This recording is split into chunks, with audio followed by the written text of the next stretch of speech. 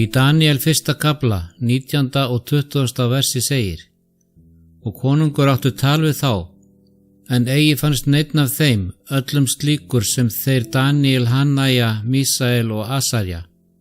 Og í öllum hlutum sem viturleik og skilning þurfti við að hafa, og konungur spurði þá reyndust þeir 10 sinnum fremri en allir spásagnamenn og særingamenn í öllu ríki hans.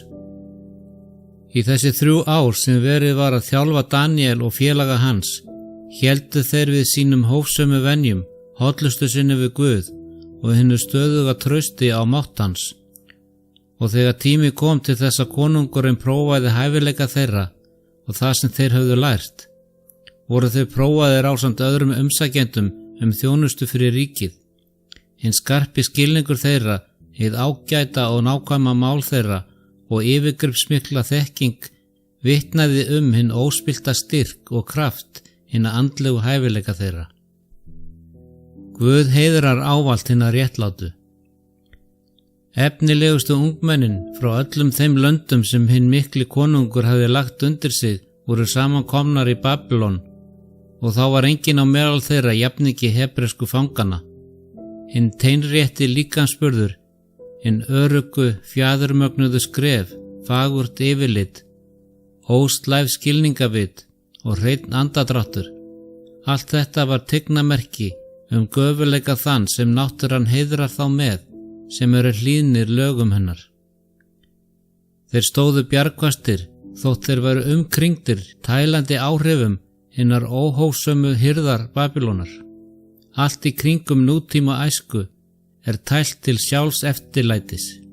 Einkum í hinnum stóru borgum okkar hvers konar eftirlátssemi við holdið gerð auðveld og lokkandi. Hinn skýri hugur Daniels og fasti ásetningur, hæfileiki hans til að öðlast þekkingu og að standast gegn freistingum, var að miklu leyti einfaldleik mataræðis hans ásamt bænalífi hans að þakka. Komið fram í manndómi þeim sem Guð gaf ykkur. Guð mun launa ykkur með rólegum taugum, skýrum huga, óspilltri dómgreind og skörpum skilningi. Sú nútíma æska sem á fastar og óbífanlegar meginreglur mun vera blessuð með heilsu líkama, hugar og sálar. Eins og Daniel við í útlegð frá okkar sanna heimili, því eins og segir í Filippibréfinu 3:20, en föðurland vort á himni, og heimurinn í kringum okkur Babýlon. Eins og Daniel höfum við verið sett hér í þennan heim af Guði. Þess vegna erum við ekki kölluð til að forðast heiminn alfarið, rétt eins og Daniel lærði að lifa lífi Babýloniumans. Þannig verðum við að vera í stakk búin til að lifa í þessum heimi. Hins vegar, eins og Daniel misti aldrei sanna sjálfsmynd sína sem þjónn drottins, svo verðum við að gæta þess að við verðum aldrei ofurseld þessum heimi. Við lesum í 1. Pétursbréfi 2:11: Þér elskuðu, ég áminni yður sem gesti og útlendinga að halda yður frá holdlegum gindum sem heyja stríð gegn sálinni. Þessi heimur stöðugt að draga okkur í átt að eftirlátssemi við ástríður holdsins.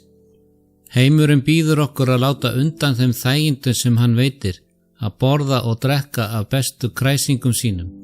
Hins vegar eins og Jakobsbrefi 4:4 segir okkur: Vitið þér ekki að vinátta við heiminn fjandskapur gegn Guði?